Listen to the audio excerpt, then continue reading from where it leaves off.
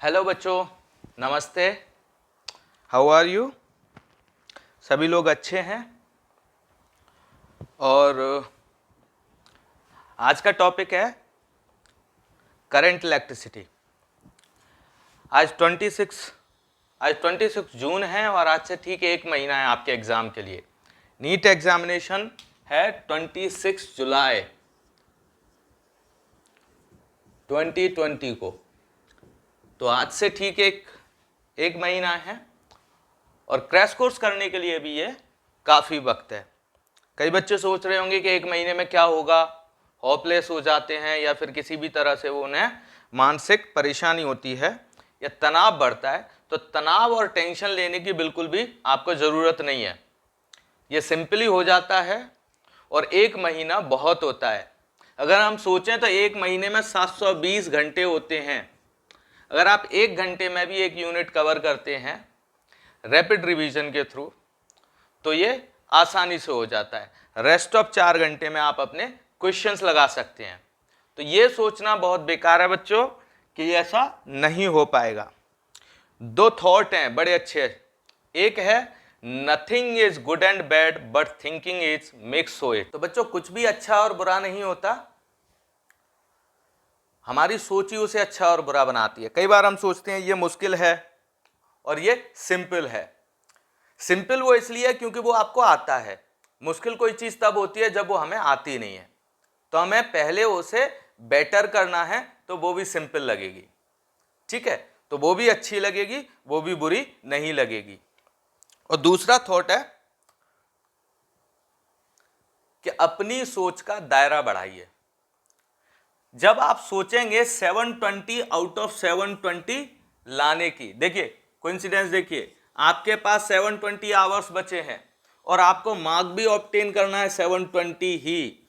जब आप पूरे आउट ऑफ टोटल की सोचोगे तब आपके नंबर्स अच्छे आ जाएंगे। तो हमें प्रिपरेशन करनी है 720 आउट ऑफ 720 के लिए। हमें प्रिपरेशन किसके लिए करनी है? 720 आउट ऑफ 720 के लिए, 720 में से 720 के लिए। बाकी जितने आए सब देखेंगे, ठीक है बच्चों। आज हम रैपिड रिवीजन में ले रहे हैं अपना करंट इलेक्ट्रिसिटी। तो बच्चों आज रैपिड रिवीजन हम स्टार्ट करेंगे करंट इलेक्ट्रिसिटी का। अच्छा, ये रैपिड रिवीजन हमने इसलिए किया है क्योंकि बच्चे मानते हैं कि 1 महीने में क्या कहते हैं रिवीजन नहीं हो सकता। दूसरी बात, ये रिवीजन सिर्फ उन बच्चों के लिए है जिन्होंने पूरा कोर्स पहले पढ़ चुके हैं। अगर आप नया कुछ करना चाहते हैं तो you have to join the classes, join the courses. आपको इससे कोई फायदा ज्यादा नहीं होगा, ठीक है, होगा फायदा बट ज्यादा नहीं होगा। तो हम करंट इलेक्ट्रिसिटी को स्टार्ट करते हैं। जैसा कि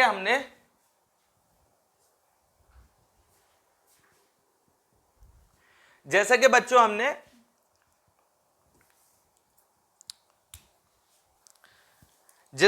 हमने इलेक्ट्रोस्टेट में पढ़ा था Q equal to I T, ठीक है, या फिर हम इसे डिफरेंशियल फॉर्म में लिखें dQ equal to I D T.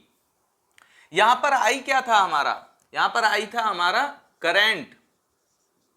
When the charge flow then we called it the current.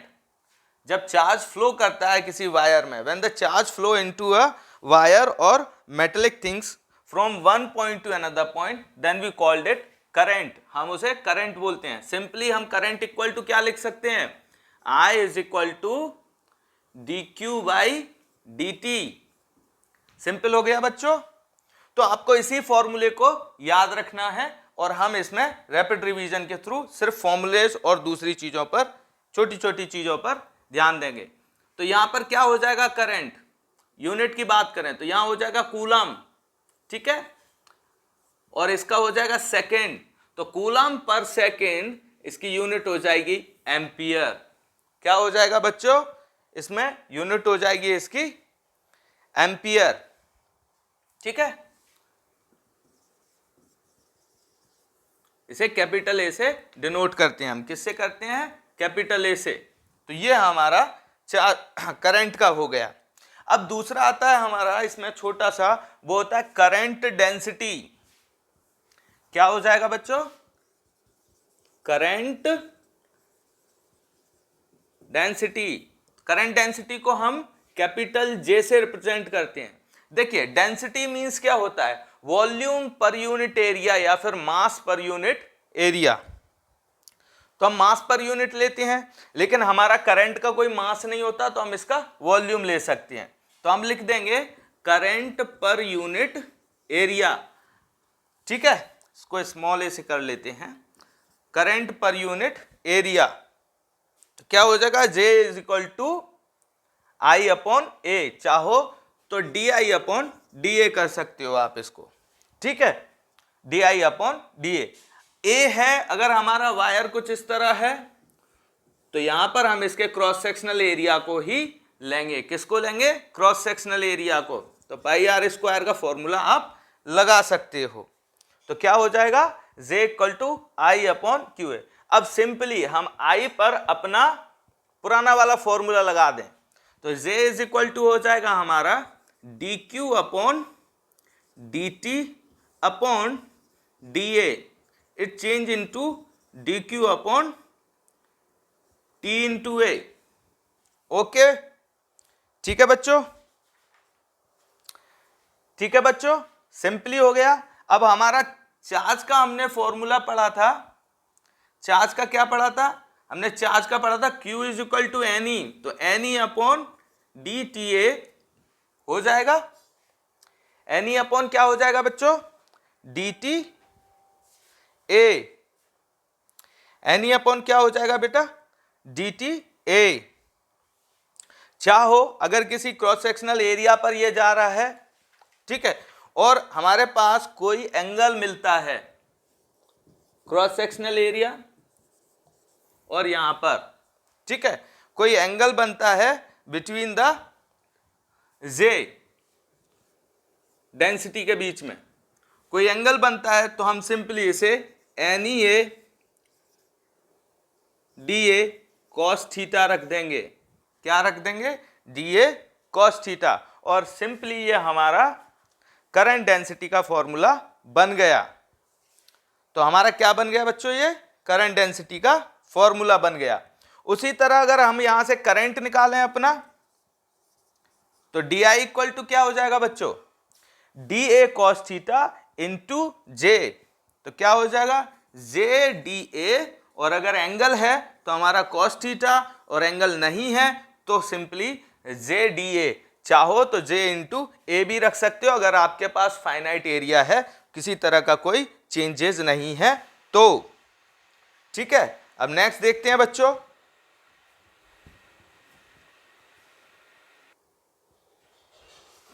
अब हम बच्चों ध्यान देंगे अपनी ड्रिफ्ट वेलोसिटी पर। ध्यान रखिए, हम सिर्फ उन टॉपिक्स को अटेंड कर रहे हैं जिन पर क्वेश्चन आने के ज्यादा से ज्यादा चांसेस होते हैं, या फिर वो किसी ना किसी तरह से अपने क्वेश्चन से रिलेट करते हैं, या उन पर बेस्ड कोई क्वेश्चन आता है। तो दूसरा हम बात करते हैं ड्रिफ्ट वेलोसिटी का। Drift velocity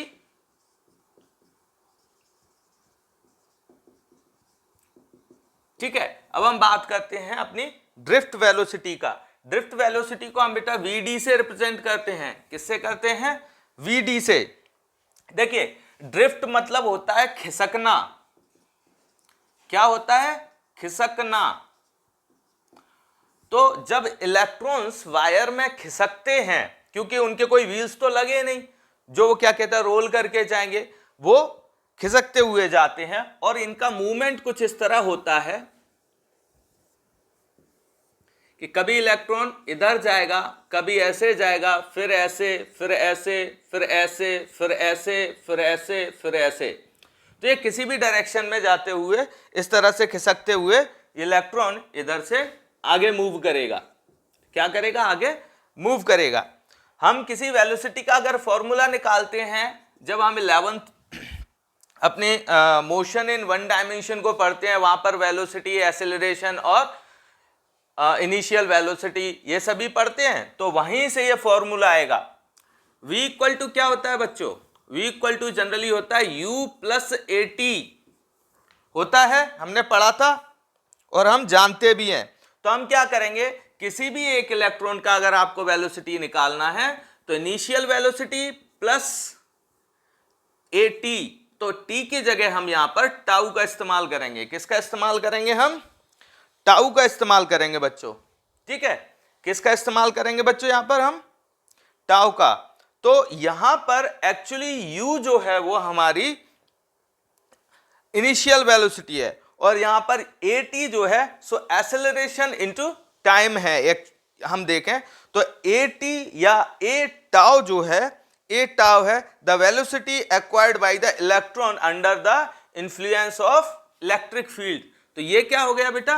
velocity acquired by the electron, ये क्या हो गया बच्चों? ए इंटू टाउ। तो velocity acquired by the electron in the influence of electric field, electric field की वजह से इनमें कितना एक्सेलरेशन हो रहा है हम इसको रख सकते हैं। तो वी डी इक्वल टू हो जाएगा हमारा u प्लस ए टाउ। क्या हो गया हमारा? u plus A tau. अब अगर हमारे पास बच्चों बहुत सारे इलेक्ट्रॉन्स हैं, ठीक है, इलेक्ट्रॉन 1, इलेक्ट्रॉन 2, इलेक्ट्रॉन 3, तो हम क्या करेंगे? इन सभी की, हम सभी की एवरेज वेलोसिटी निकाल लेंगे बच्चों। क्या करेंगे? Average velocity. एवरेज वेलोसिटी के लिए क्या करेंगे? तो हम सिंपल सी, जैसा कि हमारी वेलोसिटी होती है v1 plus v2 plus v3 plus v4 और जो भी vn तक, नॉर्मली यही फॉर्मूला पढ़ा था हमने। और जितने n हैं, जब हमारे पास ज्यादा गाड़ियां होती थी, हमने उस चैप्टर में पढ़ा था पहले, तो जितने होते हैं उसका डिवीजन कर देते हैं। हम फिफ्थ क्लास से लेकर अभी तक पढ़ते हैं इसी को। वहां पर हम एवरेज स्पीड निकालते थे। हिंदी मीडियम वाले क्या पढ़ते थे? सामान्य तौर पर गति, ठीक है, औसत गति। उसी तरह वहां पर एवरेज स्पीड निकालते थे। सिमिलरली यहां पर एवरेज वेलोसिटी हम निकालते हैं, ड्रिफ्ट वेलोसिटी। तो क्या होगा बच्चों? हम इसको इसी तरह से जोड़ते हुए आगे बढ़ जाएंगे। करेंगे क्या? इन सभी की प्लेस पे हम इनका फॉर्मूलेज रखते जाएंगे। क्या होगा? μ1, तो ये यहां पर म्यू हो जाएगा, सॉरी, तो μ1 plus A tau 1 plus μ2 plus A tau 2 और इसी तरह से इसे बढ़ाते हुए हम निकल जाएंगे। चाहे तो ये इस तरह से μn plus A tau n upon n numbers, जितने भी अपने नंबर्स हैं हम उसको रख देंगे बच्चों। तो सिंपली ये हमारे पास फॉर्मूला आ जाता है। हम इसको चाहे बच्चों तो कुछ इस तरह भी लिख सकते हैं, V D equal to mu को सभी को वन ले लो और साथ में जो हमारा इसको डिवीजन कर दो n से, फिर प्लस यहां से a को कॉमन है, सेम है, तो a को हम अलग ले लेते हैं और टाउ 1 प्लस टाउ 2 या इसे इसी तरह, और यहां भी n से डिवीजन हम कर सकते हैं। तो हमारा जो टाउ है बच्चों, ये भी एक तरह का यहां पर टाइम है। क्या है बच्चों? टाइम है। तो हमारा वेलोसिटी को अगर हम एक्चुअली निकालना चाहें और हम मानते हैं कि वो इनिशियल से चली है, हम माने कि ये इनिशियल से रन करना शुरू हुआ है, तो इनिशियल वाला सेक्शन शुरू पर कितनी होगी वेलोसिटी? शुरू पर वेलोसिटी होगी 0, तो ये पूरा सेक्शन 0 हो जाएगा। ये क्या हो जाएगा बच्चों? पूरा सेक्शन 0 हो जाएगा। तो क्या हो जाएगा बच्चों? ये पूरा का पूरा सेक्शन कैसा हो जाएगा बेटा? 0 हो जाएगा। तो हमारा वीडी क्या बचेगा? तो हमारा वीडी इक्वल टू होगा, ये 0 हो गया तो हमारे पास बचा a in bracket tau 1 tau 2 tau n upon capital N, हमारे पास या स्मॉल n जो भी है n नंबर्स, तो हमारे पास यही बचेगा बच्चों। इसको नॉर्मली चाहे तो हम इसका भी एवरेज लिख दें, तो Vd equal to a tau a रख सकते हैं हम, सॉरी हाँ एवरेज लिख दो चाहे ए बी सी, ठीक है, अपॉन n हो जाएगा। हम इसे इस तरह लिख सकते हैं बच्चों, और चाहे तो कैसे लिख सकते हैं? हम जानते हैं कि एक्सेलरेशन इनटू टाइम, ये किसकी वजह से हो रहा था हमारा एक्सेलरेशन इलेक्ट्रॉन्स में? तो वो हो रहा था इलेक्ट्रिक फील्ड की वजह से। तो जो इलेक्ट्रिक फील्ड की स्ट्रेंथ होगी, जिस तरह से हमारा मूवमेंट होता है from up down up to down, हम किसी चीज को फ्री फॉल कराते हैं तो वो मूवमेंट किसकी वजह से होता है? ग्रेविटेशन की वजह से। तो हम वहां कांस्टेंट कौन सा ले लेते हैं बच्चों? ग्रेविटेशन कांस्टेंट वहां पर हम ले लेते हैं 9.1। उसी तरह ये जो influence in the influence of electric field हो रहा है बच्चों, तो हम क्या करेंगे यहां पर हम सिंपली अपना इलेक्ट्रिक फील्ड को ले लेंगे। चलो रखते हैं। देखिए, charge of an electron and moved in the influence of the electric field, तो हम यहां पर अपना इलेक्ट्रिक फील्ड रख देंगे। ठीक है, कितने हैं? अगर हम उनका सम निकालें, वो कोई m है n है, तो सभी का हमने यहां पर n या m ले लेते हैं, उनका सम रख देंगे हम, और साथ में हमारा जो भी टाइम लग रहा है, टोटल टाइम। तो ये हमारा फॉर्मूला हो गया Vd का। तो अगर बच्चों आपको ध्यान से अगर देखें तो सारे क्वेश्चंस आपको या सारे फॉर्मूलेज आपको रटने की जरूरत नहीं है, बस एक फॉर्मूले से दूसरे फॉर्मूले को ड्राइव करना आना चाहिए, एक फॉर्मूले से दूसरे का हमें लिंकअप आना चाहिए। अगर हमारा लिंकअप आएगा तो हम इजीली क्या कहते हैं अपने एग्जाम में जाकर के सॉल्व कर सकते हैं। जैसे कि हमारा लिंकअप देखिए, ये जो ड्रिफ्ट वेलोसिटी का फॉर्मूला है, ये ड्राइव कहां से हुआ? वन मोशन, 1D मोशन से, वन डायमेंशनल मोशन से आया हमारा। ऑब्जेक्ट कोई भी हो, मोशन उसका सभी का एक जैसा ही होता है, फॉर्मूले सभी एक जैसे ही लगते हैं। ठीक है बच्चों, चलो नेक्स्ट चलते हैं।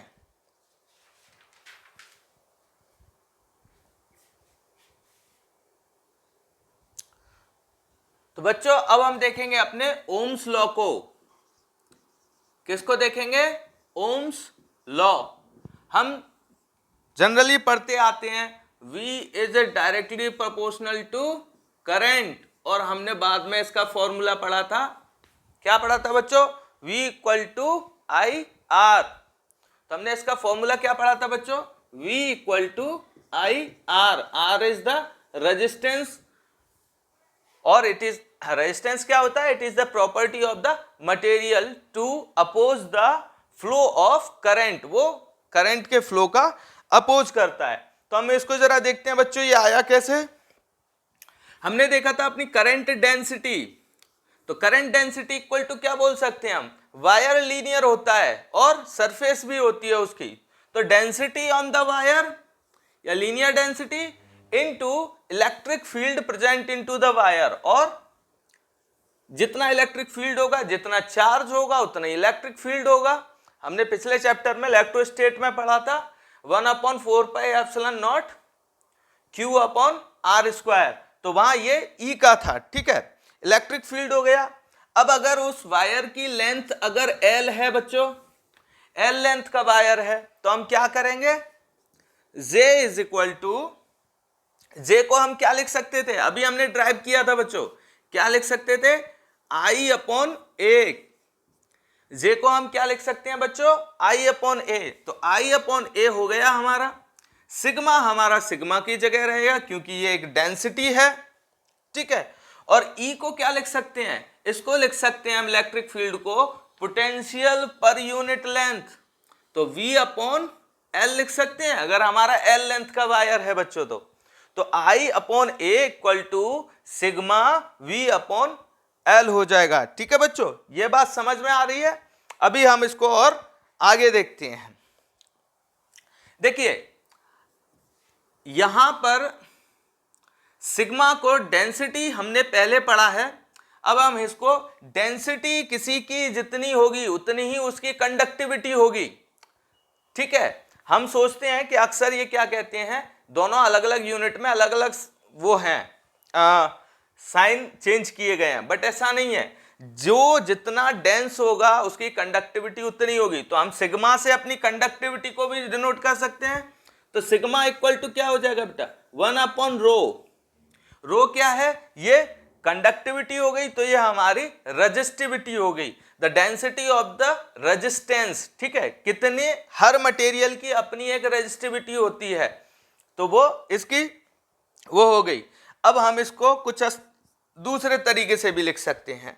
जब हमारे पास ये है यहां है तो I upon A equal to 1 upon rho V upon L हो गया बच्चों, ठीक है, V अपॉन L हो गया। चाहो तो इसे आप V रो L भी लिख सकते हैं, ठीक है बच्चों, हम इसे इस तरह भी लिख सकते हैं। अब हम थोड़ा सा चेंज करें बच्चों, हम अपना पोटेंशियल निकालें, वोल्ट निकालें, तो ये हमारा V इक्वल टू हो जाएगा, V इक्वल टू क्या हो जाएगा बेटा, अगर हम V निकालें तो रो L ऊपर आ जाएगा, रो L कहां आ जाएगा बच्चों, ऊपर आ जाएगा, तो रो L को हम ऊपर ले लेते हैं, रो L को कहां ले लेते हैं बच्चों, ऊपर,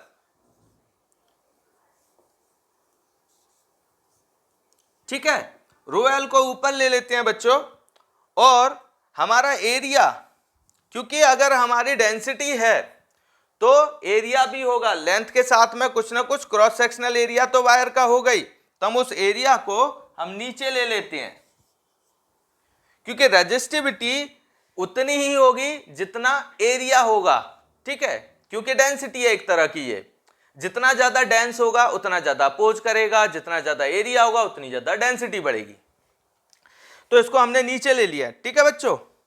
अब हम क्या करेंगे, अपने करंट को दूसरी तरफ ले आएंगे, तो हमने यहां पर रख दिया अपना करंट, और ये पूरी एक कांस्टेंट क्वांटिटी हो गई। देखो एरिया कभी वायर का बदलेगा नहीं, लेंथ कभी बदलेगी नहीं, और उसकी प्रॉपर्टी भी नहीं बदलेगी, तो हमने एक कांस्टेंट चीज है, तो हमने इसके लिए एक कांस्टेंट लिया है, we call that are.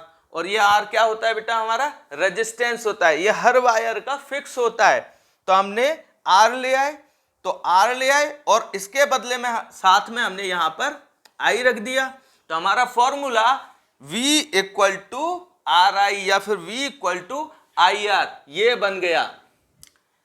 Ohms ने, अब हम उनकी डेफिनेशन याद करते हैं, ओम्स ने क्या बोला था, ओम्स ने बोला था the potential is directly proportional to the current, if the current is increase then potential will increase, or we can say if the potential change in potential increases then the current will increases, और होता भी वही है, ठीक है बच्चों, okay, practically भी यही होता है।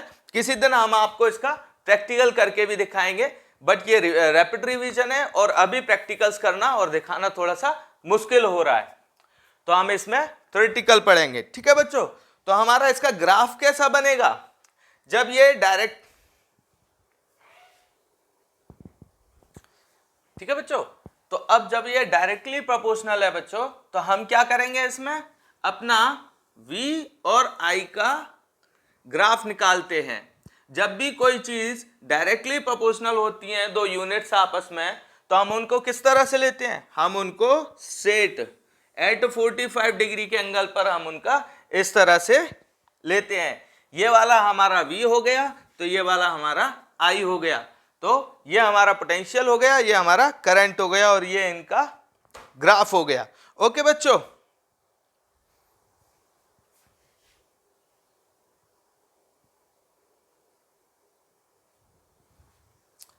अब बच्चों जब हमारा ओम्स लॉ आ गया, तो ऑब्वियसली इसके कांस्टेंट के बारे में भी हम बात करेंगे, V equal to R I. तो अब हम लेंगे अपने R को, R का फॉर्मूला हमने देख ही लिया, R इक्वल टू क्या था हमारा, रो L अपॉन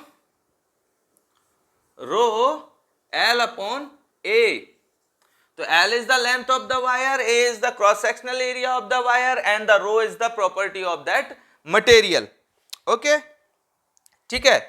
इसकी अगर हम फॉर्मूलाज निकालें बेटा, इसका MLT निकालें, तो हमारा MLT हो जाएगा R इज इक्वल टू क्या हो जाएगा, यहां पर R इज इक्वल टू हो जाएगा V अपॉन I। बच्चों निकालो यहां पर, तो ये हो जाएगा हमारा वोल्ट अपॉन करंट, यही हो गया यूनिट। तो करंट का यूनिट क्या होता है बच्चों, इसका एम्पियर, क्या हो जाएगा हमारा एम्पियर। इसको रख देते हैं, करंट DQ एनी, तो वहां पर चार्ज का कुछ ना कुछ मास होता है और साथ में कुछ वो भी होता है। तो हम क्या करेंगे, इसका फॉर्मूला हमारा क्या बनेगा, तो ये हो जाएगा ओम, तो 1 ओम इक्वल टू, ये क्या हो गया, इक्वल टू ओम, तो ओम इक्वल टू क्या हो जाएगा, एम एल टी और साथ में ए। अब रही बात इनके यूनिट्स की, ठीक है, तो यहां पर लेंथ भी है बच्चों, इसमें अगर ध्यान दें तो हमारे पास लेंथ है, ठीक है, और साथ में हमारे इसमें ये अगर इलेक्ट्रॉन फ्लो होगा तो किसी ना किसी टाइम में होगा, कोई ना कोई सेकंड्स लगेंगे, चाहे वो भले ही माइक्रो सेकंड्स क्यों ना हो, तो ये हमारा टाइम भी होगा, ठीक है, और ये ऑब्वियसली करंट इनवर्सली है, तो हम इसका करंट इनवर्सली कर देंगे, एम्पियर हमारा इनवर्सली हो जाएगा, सॉरी नीचे है, ये स्क्वायर में आ जाएगा, तो ml 2 t minus 3 a minus 2 हो जाएगा, ठीक है। ए यहां पर एरिया नहीं है बच्चों, ये यूनिट रिप्रेजेंटेशन है डायमेंशनल फॉर्मूला की, और इसे हम एम्पियर्स या करंट में ही लेते हैं, ठीक है बच्चों।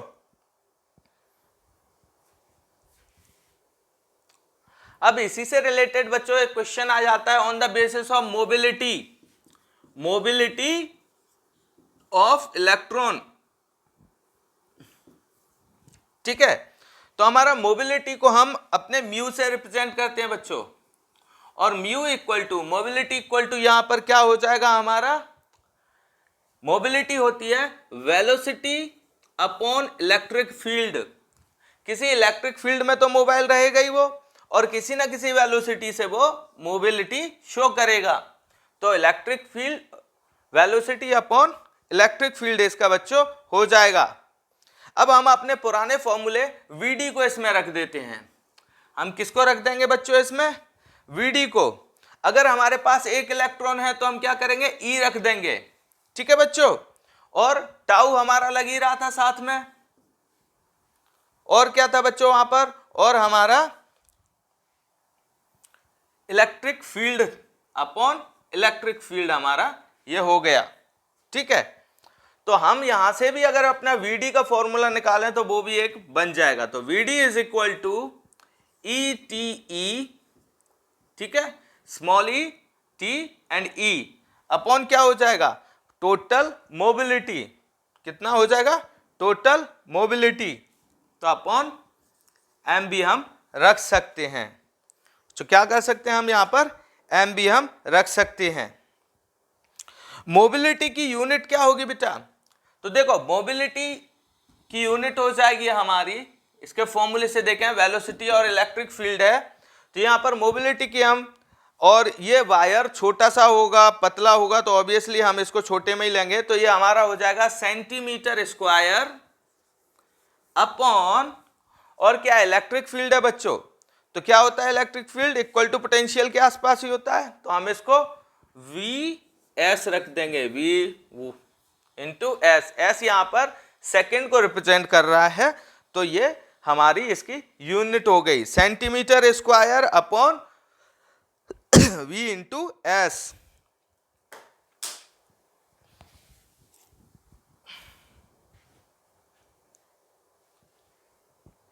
थोड़ी सी एक बात और बच्चों,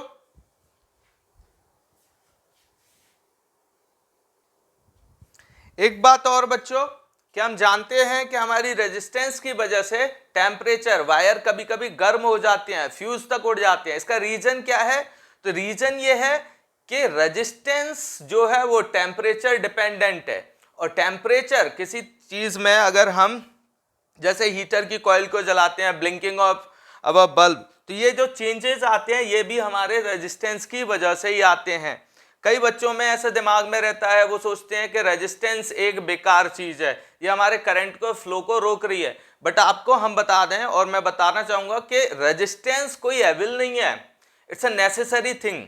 रेजिस्टेंस नहीं होगा तो कोई भी इलेक्ट्रिक जो अप्लायंस हैं आपके वो वर्क नहीं करेंगे, ठीक है बच्चों, चाहे वो एसी हो, चाहे आपका ट्यूब हो, या किसी तरह का बल्ब हो, या हीटर हो, ये सभी रेजिस्टेंस की वजह से होते हैं, ठीक है। तो हम इसका टेम्परेचर डिपेंडेंस देखें तो आपको एक चीज याद रखना है बच्चों कि in metals whenever the temperature is increase, अगर हम किसी उसको मटेरियल को गर्म कर दें और उसमें हम कंडक्टिविटी देखें तो उसकी कंडक्टिविटी डिक्रीज करेगी और टेम्परेचर के साथ में रेजिस्टेंस और रेजिस्टिविटी उसकी इंक्रीज करेगी।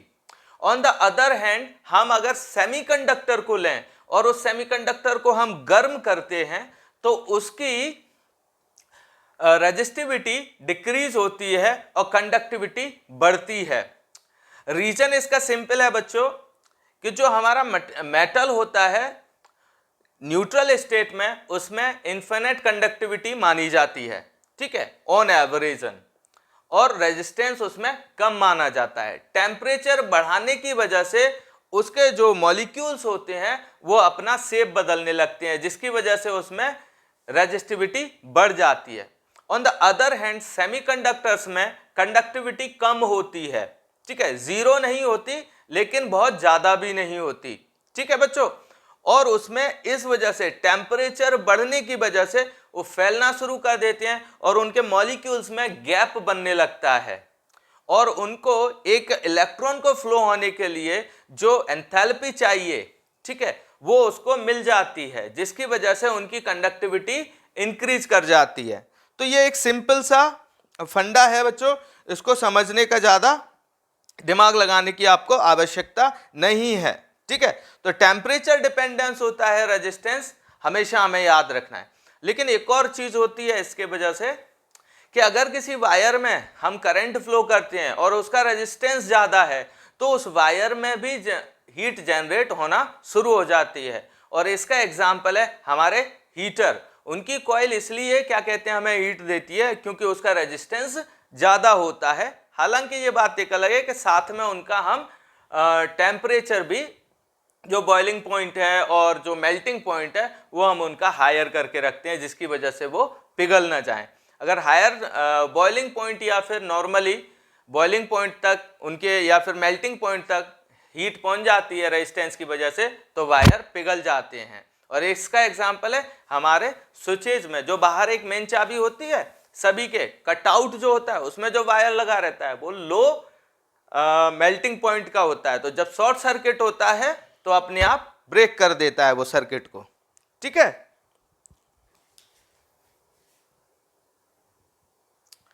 एक क्वेश्चन आता है बेटा कलर कोडिंग पर, रेजिस्टेंस के कलर कोडिंग पर अक्सर पहले क्वेश्चन आए हैं AIPMT के उसमें, और कभी कभी अभी भी आ जाता है। तो जब आपके पास कोई रेजिस्टेंस डिवाइस है और उस पर कलर कोडिंग है तो हम किस तरह से उसकी कलर कोडिंग निकालेंगे। हालांकि ये आपने 10th क्लास में भी पढ़ा होगा और 12th में भी पढ़ा होगा, पर फिर भी हम एक बार इसे देख लेते हैं। आपने एक सिंपल सा फॉर्मूला पढ़ा होगा, BB रॉय ग्रेट ब्रिटेन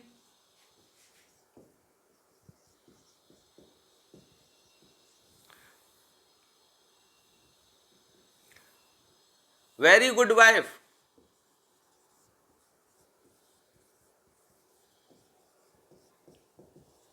ठीक है। BB Roy great Britain very good wife. Wife सुनते ही कुछ लड़कों के दिमाग में तो कुछ ज्यादा ही ख्याल आ गए होंगे, हाँ, ख्यालों को थोड़ा सा मत पकाओ अभी। तो यहां पर ध्यान देते हैं, BBR Roy great Britain very good wife. इनमें जितने भी कैपिटल्स हैं उन पर ध्यान दो, BBROYGBVGW, ये इसको रटने का एक तरीका है वेरी गुड वाइफ वाला, ठीक है। तो यहां पर फर्स्ट बी हो जाता है हमारा ब्लैक, क्या हो जाता है बच्चों, ब्लैक, ओके। दूसरा हमारा जो वो है ये हमारा हो जाएगा ब्राउन, बी से, ठीक है, ठीक है। आर से रेड, ओ से ऑरेंज, वाई से येलो, जी से ग्रीन, फिर दोबारा से बी आ गया तो इसका ब्लू हो जाएगा। इसका क्या हो जाएगा, ब्रिटेन वाले बी का ब्लू। और यहां पर जो हमारा वी है इसका वॉयलेट, फिर जी से हमारा हो जाएगा ग्रे और डब्ल्यू से हो जाएगा हमारा व्हाइट। और दो और होते हैं वियरिंग गोल्ड एंड सिल्वर। तो ये दो कलर और होते हैं यहां पर। इन सभी कलर्स पे हम ध्यान देंगे और इनकी वैल्यूज पर। ये चार्ट देखिए तब तक और इसमें ध्यान दीजिए किसकी वैल्यू कितनी है, और वो 10 टू दी उनके नंबर्स दिए हैं, उसके बाद मल्टीप्लायर दिया है नेक्स्ट, और उसके बाद उसकी टॉलरेंस पावर दी है। ठीक है बच्चों, तो हमारा सर्किट जो हमारा रेजिस्टेंस होता है बच्चों वो कुछ इस तरह का होता है, और यहां पर उसमें रिंग्स होती हैं जैसे रेड, ब्लू एंड ग्रीन। ठीक है बच्चों, और साथ में कोई उसकी मान के चलिए ना तो यहां पर गोल्ड है ना सिल्वर है, यहां पर नो कलर है। तो गोल्ड की अगर गोल्ड होता यहां पर तो इसकी टॉलरेंस पावर होती 5%। ओके, अब अगर इसमें सिल्वर होता तो इसकी टॉलरेंस पावर होती 10%, और यहां पर कोई कलर नहीं है तो इसकी टॉलरेंस पावर हो जाएगी 20। ओके, 20%। अब इनका निकालते कैसे हैं बच्चों? तो यहां पर हमारा पहला कलर दिया है रेड, तो हम क्या करेंगे बच्चों, पहले उसका हम इसके हम डिजिट ले लेंगे। कितना हो गया? 2। दूसरा दिया है बच्चों ब्लू, दूसरा क्या दिया है हमारा? ब्लू, तो हम इसका ले लेंगे 6। और तीसरा दिया है बच्चों हमें ग्रीन, तो हम इसकी ले लेंगे तीसरे का मल्टीप्लायर। तो मल्टीप्लायर कितना है बच्चों ग्रीन का? ग्रीन का मल्टीप्लायर कितना है? Exactly 10 to the power 5। और यहां कोई कलर नहीं है बच्चों, तो हम इसकी टॉलरेंस पावर कितनी कर सकते हैं? 20%। इस टॉलरेंस पावर का मतलब क्या है कि अगर इसमें से करंट फ्लो कभी 20% तक ऊपर नीचे हो जाए तो हमारा ये डिवाइस खराब नहीं होगा। ये इसकी कैपेसिटी है। तो इस तरह से हम इसमें से इनकी कलर कोडिंग निकाल लेते हैं। उसी तरह आपको लिस्ट को देखते हुए आपको सारी कलर कोडिंग निकालनी है। ठीक है बच्चों, अब आगे चलते हैं। तो बच्चों अब हम देखेंगे अपने रेजिस्टेंस के कॉम्बिनेशन। तो combination of resistance, combination of resistance, जिस तरह से हमारे पिछले चैप्टर्स में हमने कैपेसिटर का पढ़ा था, वो भी पैरेलल में हो रहे थे कनेक्टेड और सीरीज में भी हो रहे थे, उसी तरह हमारे रेजिस्टेंस भी सीरीज में होते हैं और पैरेलली भी होते हैं बेटा। कैसे होते हैं? पैरेलल में भी होते हैं। सीरीज में किस तरह थे? तो जिस तरह से कैपेसिटर एक के बाद एक लाइन में लगे थे, यहां पर रेजिस्टेंस लग जाएंगे। चलो इसको थोड़ा सा बड़ा कर। सीरीज में ये रेजिस्टेंस कुछ इस तरह से जुड़ जाएंगे, जैसे कि यहां पर R1 है, ये R2 है, ये R3 है और ये R4 है। सीरीज में हम क्या करेंगे? पूरा रेजिस्टेंस, नेट रेजिस्टेंस निकालने को सीधा सीधा इनको जोड़ देंगे, R1 plus R2 plus R3 plus R4, simply. इसी तरह Rn तक जितना भी जाएगा उनका हो जाएगा। ओके बच्चों, क्यों हो जाता है? क्यों हो जाता है बच्चों सीरीज में ये इस तरह से जुड़ना? क्योंकि सीरीज में हमारा वोल्टेज इक्वल टू IR होता है, इसमें करंट हमारा कैसा रहता है? सेम रहता है। तो V इक्वल टू IR, पहले वाले का क्या बनेगा? IR1 IR2 IR3 IR4, इस तरह से ही बनेगा बच्चों। तो हम अगर इसको लिखें तो total V into I equal to क्या होगा? IR1 plus IR2 plus IR3 plus IR4। I common आ जाएगा बच्चों, दोनों तरफ I कॉमन आ जाएगा, तो हमारा यहां पर R1 plus R2 plus R3 R4। इस तरह से आ गया बच्चों, I से I कट जाएगा, यहां पर V इक्वल टू हो जाएगा यहां पर अपना R अपॉन I। तो हम इसको किस तरह से लिख सकते हैं, R इक्वल टू क्या हो जाएगा बच्चों, यहां पर I से I काट दो, हटा दो या हमने, ठीक है। V आया, ये हमारे V का था, इसका भी कन्वर्जन कर दो, तो हमारा V अपॉन I आ जाता है, I से I क्रॉस हो गया, और हमारा R इज इक्वल टू, तो V इक्वल टू क्या होता है, potential equal to V equal to I R होता है। तो हम यहां पर आई आर रख देते हैं, I से I गया, हमारा R बचा, R is equal to R1 plus R2 R3 और इसी तरह Rn तक ये चलता रहेगा बच्चों, ठीक है। अब बच्चों यहां पर हम ध्यान देंगे अपने पैरेलल कनेक्शन में। पैरेलल में क्या होता है, कुछ नहीं होगा, एक पॉइंट से ही सारे जुड़े हुए होंगे, जैसे, ठीक है, रुको,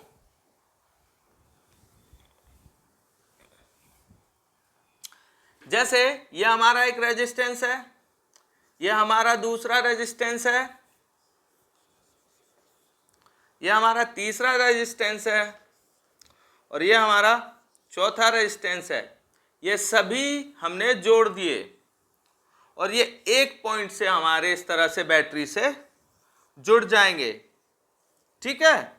ये हमारी इस तरह से बैटरी से जुड़ जाएंगे। तो यहां पर बच्चों ये हमारा R1 रहा, ये R2 रहा, ये R3 रहा, और ये R4 रहा। जैसा कि हमने पढ़ा था बच्चों पिछले वाले में, हमारा करंट सेम था, तो यहां पर हमारा वोल्टेज सेम हो जाएगा। क्या हो जाएगा, हमारा वोल्टेज सेम हो जाएगा, और करंट यहां पर डिफरेंट रहेंगे। तो क्या हो जाएगा, I1 is equal to V by R1, यहां हो जाएगा I2 is equal to V by R2, यहां हो जाएगा I3 is equal to V by R3, और यहां हो जाएगा I4 equal to V bye R4। इसको सिंपली लेंगे बच्चों, तो हम अगर लिखें इसको, तो 1 by R equal to,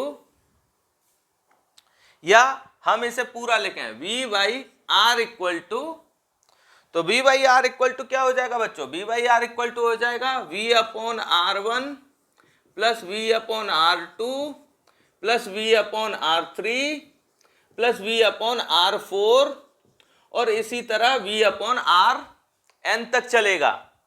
V common आके ऊपर से ये पूरा बच्चों क्रॉस हो जाएगा हमारा। तो हमारा बचेगा क्या बच्चों, यहां पर बचेगा 1 upon R is equal to 1 upon R1 plus 1 upon R2 plus 1 upon R3 plus 1 upon R4, और इसी तरह तक 1 अपॉन Rn तक ये चलता रहेगा, ठीक है बच्चों। किसी तरह की इसमें कोई समस्या नहीं। अगर आपके पास दो रेजिस्टेंसों केवल पैरेलली लगे तो सिंपल है इसका R निकालना। देखो 1 upon R1 plus 1 upon R2, इनका एलसीएम लो, 1 अपॉन R1 तक क्या होगा, तो R1 plus R2 upon R1 R2, ये पलट जाएंगे, तो capital R is equal to क्या होगा, R1 R2 upon R1 plus R2। जब आपके पास दो ही हो सर्किट में तो डायरेक्ट इसे लगाइए।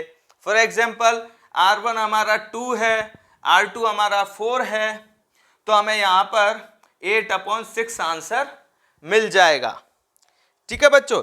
इस तरह से हमारा ये पैरेलल और इसका हो जाता है, ठीक है। अब बच्चों आगे का कुछ है जो है किरचॉफ्स लॉ वगैरह, तो उनको हम नेक्स्ट उसमें लेक्चर में लेते हैं। तब तक ये आपको अगर पसंद आया तो आप इसे लाइक करिए, शेयर करिए, और यदि आपको अपने हमारे कोर्सेज ज्वाइन करने हैं तो फिर आप हमें, एक फ़ोन नंबर है, आप उस पर हमें कॉल करिए, इस वाले फ़ोन नंबर पर, ठीक है बच्चों। Okay, have a nice day.